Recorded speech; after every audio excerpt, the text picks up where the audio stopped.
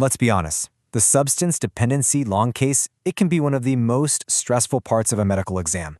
But what if I told you there's a simple framework, a mental map, that can guarantee you present a comprehensive winning management plan every single time? Well, in this explainer, we're going to break down that exact tool. So picture this. You've spent hours with the patient, you've gathered all the history, but now the tough part, presenting your management plan. Under all that pressure, with the clock ticking, how in the world are you supposed to remember every single crucial step, from acute withdrawal to long-term support? It can feel completely overwhelming. You know, the core problem usually isn't about what you know, it's about how you organize it in your head. To sound confident and really competent, you need a reliable mental framework. You need a system that makes sure you cover all your bases without missing a single beat. And that's exactly what we've got for you. Just imagine having a mental cheat sheet that you can pull up instantly during your exam. A simple, logical grid that organizes every single aspect of patient management into a clear, easy-to-remember structure. The logic behind this framework is actually brilliantly simple. It's all built on two axes. First, we're looking at the axis of time. What do you do right now in the acute phase? What comes next in the intermediate phase? And how do you plan for the long term? Then, second, you have the patient's domains. We have to consider their biological needs, their psychological state, and of course, their social context. So when you combine those two axes, the 3 time phases and the 3 patient domains, you create this incredibly powerful 3x3 grid. This gives you 9 distinct sectors, and each one represents a specific, crucial part of your management plan. This, my friends, is your key to acing that long case. And here it is. This is the 9-sector memory grid. Just take a second to look at that structure. Now, it might seem like a lot at first glance, but I promise, by breaking it down, you'll be able to picture this entire grid in your mind during the exam.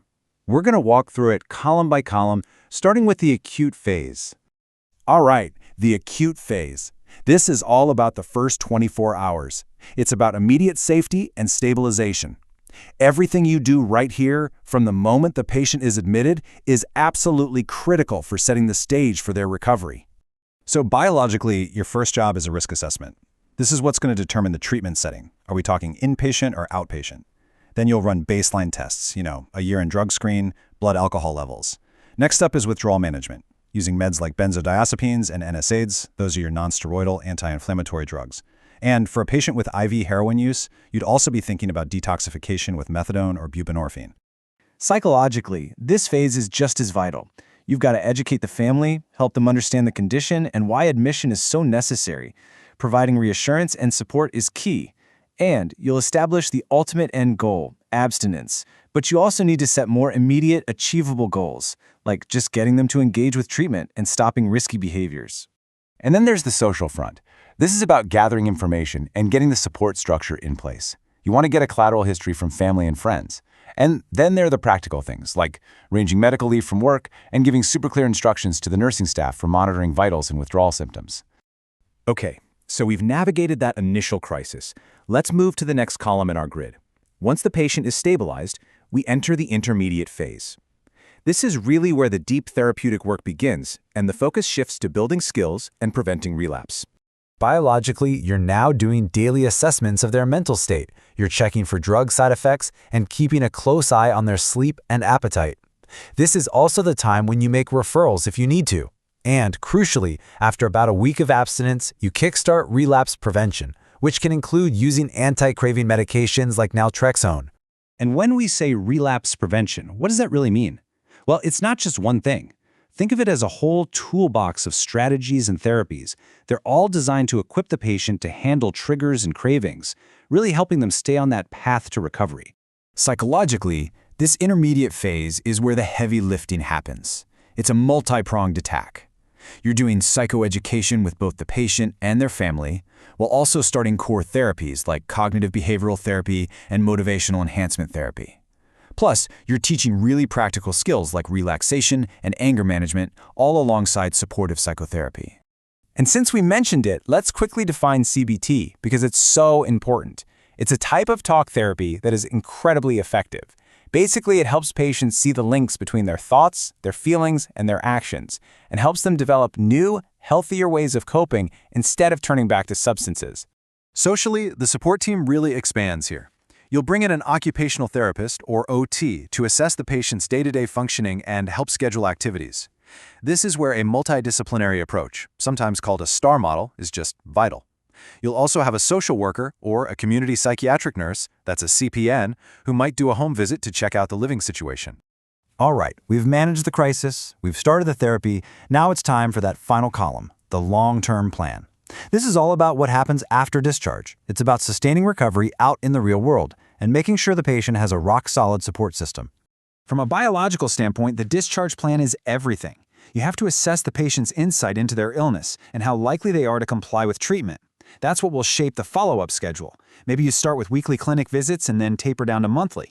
You'll also finalize the plan for continuing those relapse prevention meds like naltrexone or maintenance therapies like methadone. Psychologically, the support just keeps on going. Group therapy often becomes a cornerstone here because it provides that crucial peer support and sense of community. The patient will also keep practicing those relaxation and anger management skills they learned earlier. And finally, let's look at the long-term social support. Your community psychiatric nurse and social worker will continue with home visits and check-ins. You might refer the patient to a rehabilitation facility. And, this is a big one, you'll provide support to help them secure stable employment, which is a massive factor in long-term recovery. Okay, so now you understand the entire 9-sector grid. You see how it all fits together. The final piece of the puzzle is, how do you actually present this information clearly and confidently in your exam? This framework isn't just for learning, it's a powerful tool for communication. Here is your 3-step method for a killer presentation. Step 1, you start with a powerful framing statement. You say something like, I will manage this patient using a biopsychosocial model across acute, intermediate, and long-term phases. Right away, the examiner knows you have a structured plan. Step 2, you detail the acute plan, covering those first 3 bio, psycho, and social sectors. And Step 3, you briefly outline the intermediate and long-term plans, just hitting the key points in the remaining 6 sectors, exactly like we just did. And that is the real takeaway here. When you are faced with a complex clinical case, having a clear structure is everything. This 9-sector grid gives you that structure. It allows you to present a thorough, well-organized, and incredibly impressive plan, even when you're under the pressure of an exam. You know, this biopsychosocial framework across time, it isn't just for substance dependency. It's too powerful for that. So I'll leave you with a question to think about. What other complex chronic conditions, maybe something like schizophrenia or a first-episode psychosis, could you map out and totally master using this exact same 9-sector grid? Thanks for joining this Explain